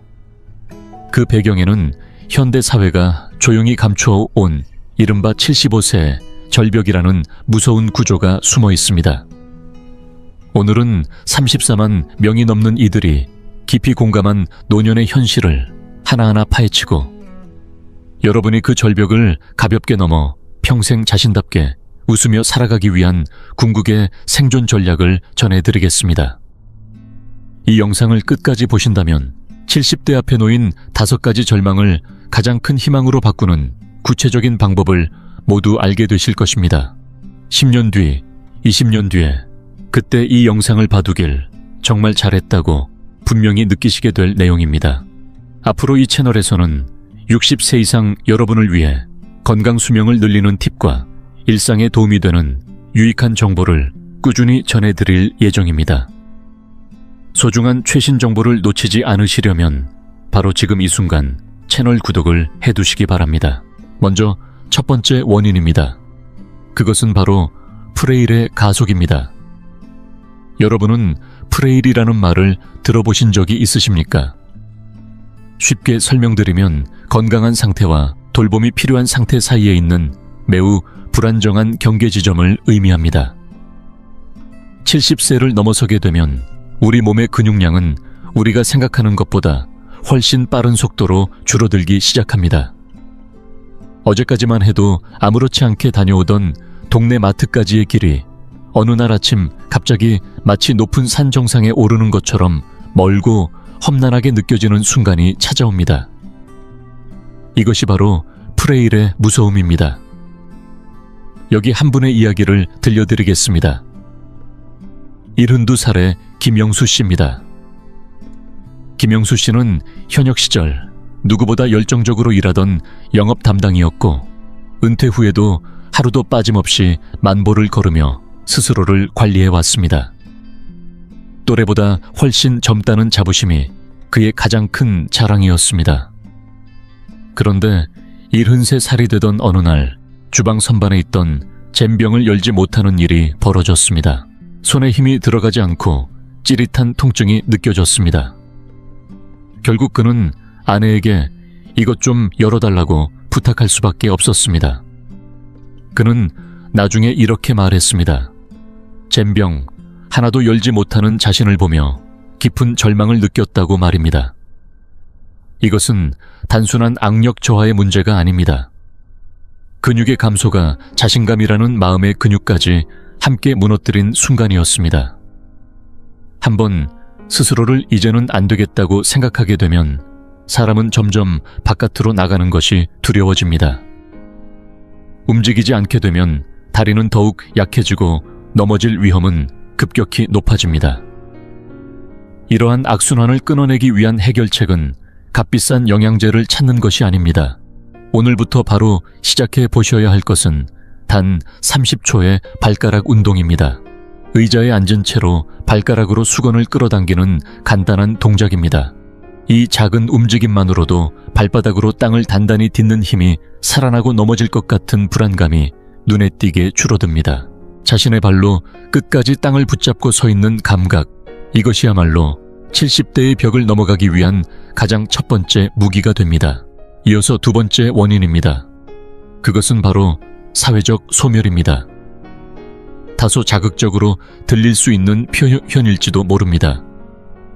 그러나 70세에서 75세 사이에 남성들을 가장 깊이 괴롭히는 것은 질병이 아니라 자신의 역할을 잃는 순간입니다.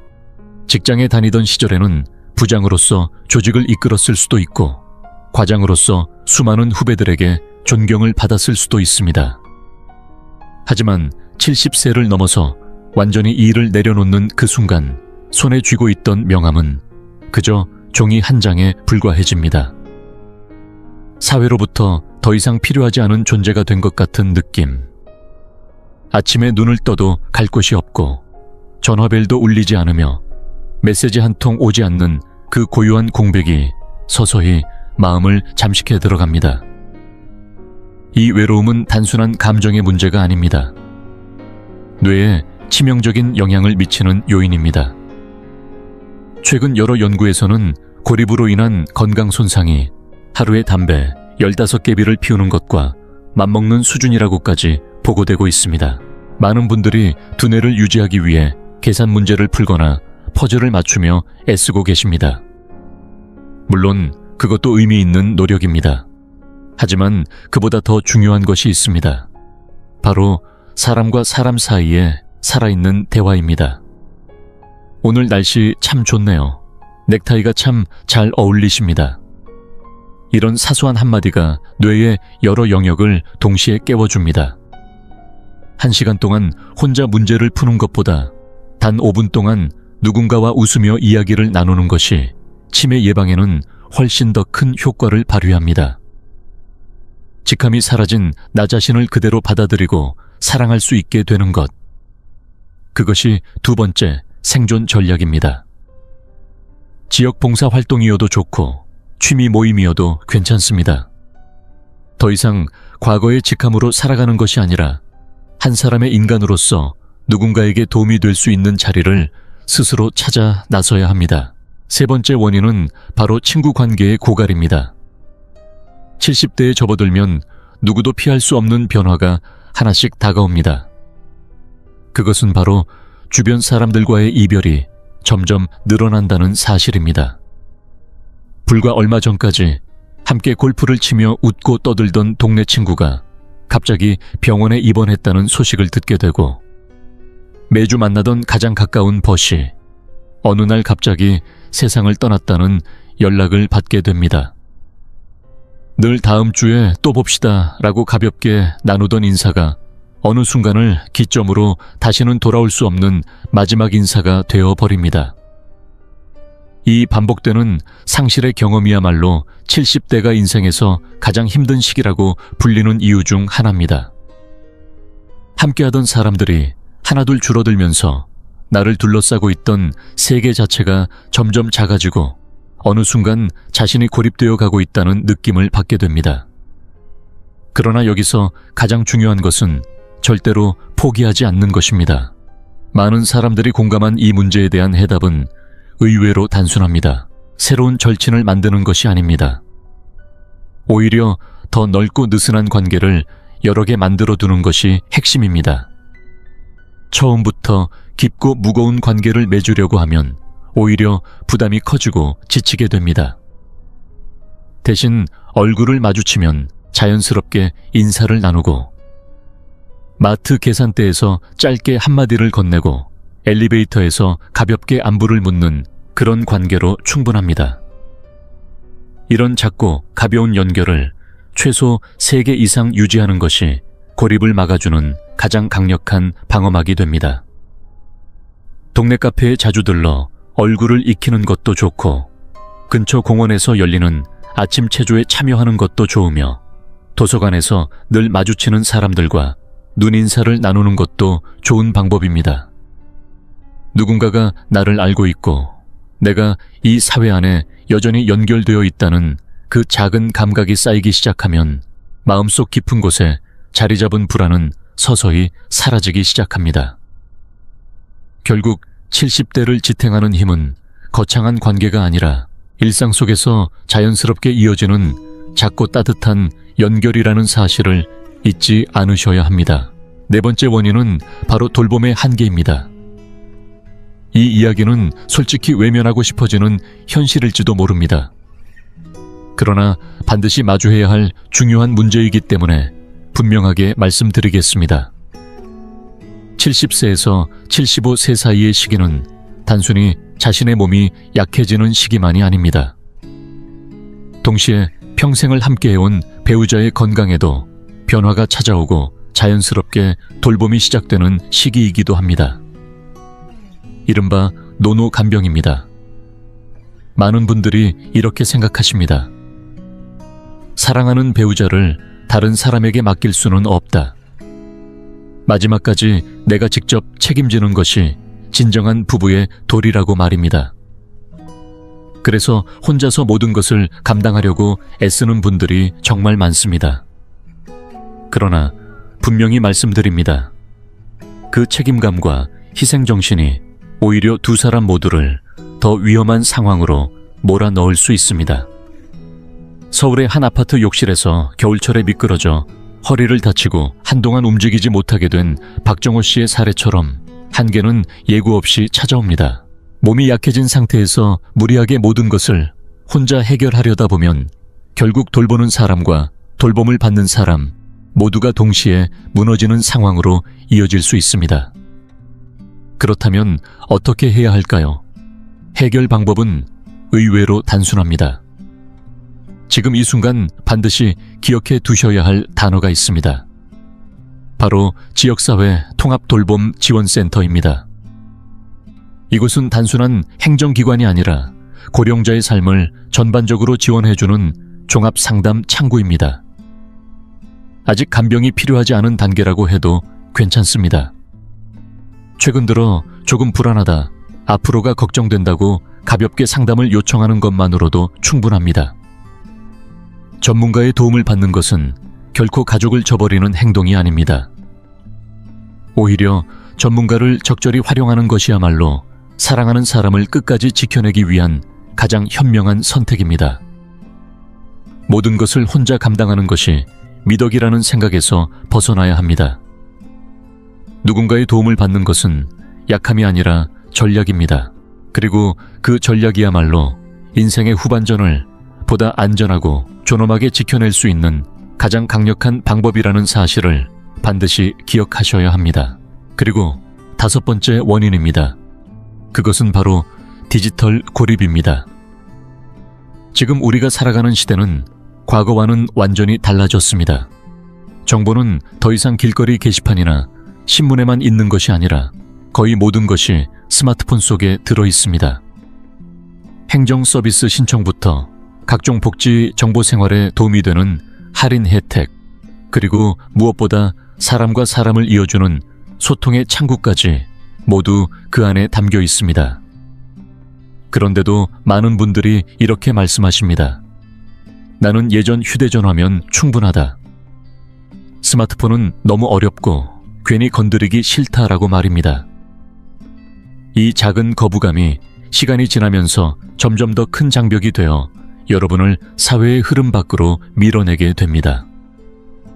갑작스러운 재난 상황이 발생했을 때, 또는 몸 상태가 급격히 나빠졌을 때 스마트폰을 사용할 수 있는지 없는지는 단순한 편의의 문제가 아니라 생명과 직결되는 중요한 능력이 됩니다. 여러 연구에서도 고령층의 디지털 접근성이 낮을수록 응급 상황 대응 속도가 늦어지고 사회적 고립감이 더 심화된다는 결과가 보고되고 있습니다. 하지만 걱정하실 필요는 없습니다. 모든 기능을 완벽하게 익히실 필요는 전혀 없습니다. 단 2가지만 기억하시면 충분합니다. 하나는 사진을 찍어서 보내는 것, 그리고 하나는 음성으로 말을 입력하는 것입니다. 글자를 하나하나 입력하는 것이 부담스럽다면 스마트폰에 대고 자연스럽게 말하시면 됩니다. 오늘 날씨가 좋아서 집 근처 공원을 한 바퀴 걸었다고, 길가에 핀 꽃이 참 예쁘다고 그렇게 말하면서 사진 한 장을 자녀에게 보내보십시오. 그 작은 행동 하나가 여러분을 고립된 공간에서 끌어내고 가족과 다시 이어주는 다리가 되어줄 것입니다. 스마트폰은 단순한 기계가 아닙니다. 그것은 세상과 여러분을 이어주는 연결고리이며 위급한 순간에 도움을 받을 수 있게 해주는 생명의 통로입니다. 결국 이 작은 기기를 받아들이는 용기가 여러분의 삶을 더 안전하고 더 따뜻하게 만들어줄 가장 중요한 선택이 될 것입니다. 자, 지금까지 70대를 위협하는 5가지 원인과 그에 대한 해결 방법을 차근차근 살펴보았습니다. 듣는 동안 마음이 무겁게 느껴지는 부분도 있었을 것입니다. 하지만 분명히 말씀드립니다.